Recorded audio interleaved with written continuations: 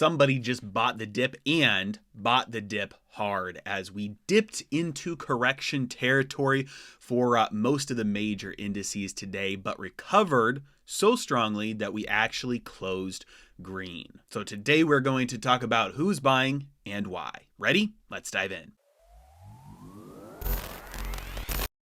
All right, take a look with me at this chart of the S&P 500, and you'll notice I have one lonely purple line here at 43.12. Now, that represents roughly a 10% drop from the peak here, from the top down to 10% drop here. And so why 10%? 10% because there's no real definitions for many of these things, but that is what is most commonly considered a correction. For an asset to be in correction territory, that means it's fallen by 10% or more, and 20% is what's typically considered to be in bear market territory. So 10 for correction, 20 for bear market. Now you'll notice here the S&P 500 briefly dipped down below 43.12. Let's go on a minute chart and see what this day looked like. And we dipped down below and spent quite a bit of volume down below this correction line. And towards the end of the day, rocketed back up. Now, if we move on over from the S&P 500 to the NASDAQ, we can see the NASDAQ has been in correction territory for quite some time, just a couple of days here.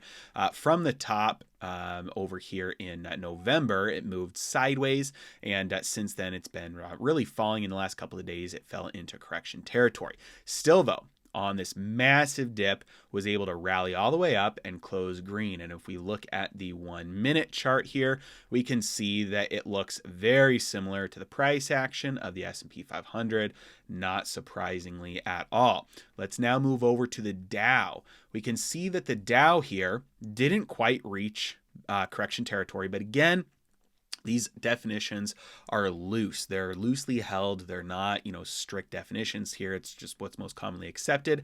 And that could be considered basically touching. That was a nice little touch and lift off here. If we look at the 1 minute chart, we can see again, not unsurprisingly, very, very similar price action, upside down head and shoulders on all of these. And as soon as that neckline broke, just rocketed up towards the end of the day here. Now, the one that looks slightly different from the others is going to be the Russell 2000. And you'll notice I've got two purple lines here. The reason why is because this purple line represents 10% from the top right here. So the Russell 2000, if you're not aware, all these indexes, the S&P 500 is 500 companies that are basically the largest publicly traded companies, and the Standard & Poor's says that they make up the stock market. NASDAQ, mostly tech companies. Dow is only 30 of, again, the largest, and the Russell 2000 are going to be your small and mid-cap companies, and mostly domestic. And what you're noticing here is it's been underperforming for a very long time, had a brief rally in November, crashed back down to the point where this was 10% down from that peak. That means today, this purple line that I drew here is actually 20% down from the peak. And so technically speaking, the Russell 2000 hit bear market territory today. Now, if we look at the 1 minute chart, again, you're going to notice pretty similar price action, although much more of the day was dedicated to it rallying towards through the end of the day here. And on our 1 day chart, you can see that again, it closed massively green relative to the last Friday's close, especially considering that how high up the Dow closed compared to its previous day close, the NASDAQ and the S&P 500. The Russell 2000 had the strongest close relative to its previous day close. Now, the question is, who's buying? Number one, because on a bloody day like this, when markets opened up lower and were down into correction territory and just looking absolutely horrendous, who is buying these stocks and why? Well, first of all, it's possible this is a dead cat bounce, which basically just means, a lot of buyers piling in, thinking that they're buying the dip, but they're actually catching a falling knife and there's more blood to be spilled. Very possible that's what's happening here. Number two, though, what you have a lot of times is this algorithmic trading going on that as soon as these psychological levels are hit, like a 10% or a 20%, you've got, pre-filled orders that are ready to go. Lots of money waiting on the sidelines that's just set up in advance. It says, as soon as we're down 10%, I want to plow a bunch of money in. That's very, very common. And so the fact that we have this massive rally at the end of the day, after we hit bear market territory in one index, the Russell 2000 here, right here, and correction territory in all of the other three, indicates to me that this was, algorithmic trading, lots of money waiting on the sidelines just to get in automatically when you hit 10% down. Very normal. Now, here's the other option that I'm not saying happened here. I'm saying it's a possibility. I'm not saying it's more likely than the other that I just mentioned, but it's possible somebody has an ear to what's going to be talked about this week at the Federal Reserve. They've got one of the most important meetings they've had in a long time, maybe since March of 2020, coming up this week. It'll conclude on Wednesday. So it's possible somebody who knows somebody got the word out that the Federal Reserve will have some rhetoric this week that is a little bit less hawkish and a little bit more, hey, we're just going to, take this as it comes. We don't want to collapse the markets here. We want to make sure the economic recovery is strong enough.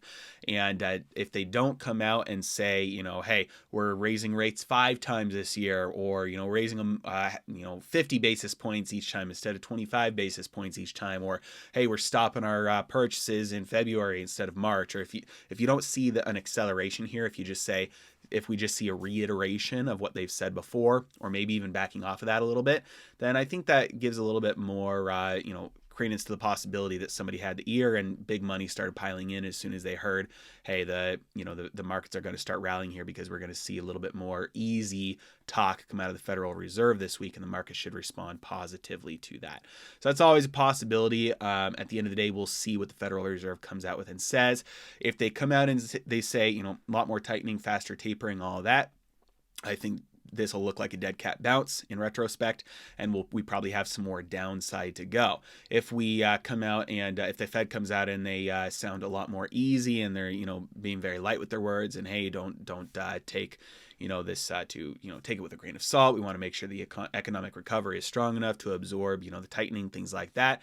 Then I think the selling could be over here. We could see this be a correction and new highs ahead, and see a melt up, classic Austrian business cycle melt up, a crack up boom, I should say. After this correction here, we could see euphoric rallies all over the market, just massive rallies in the averages. So that's always a possibility.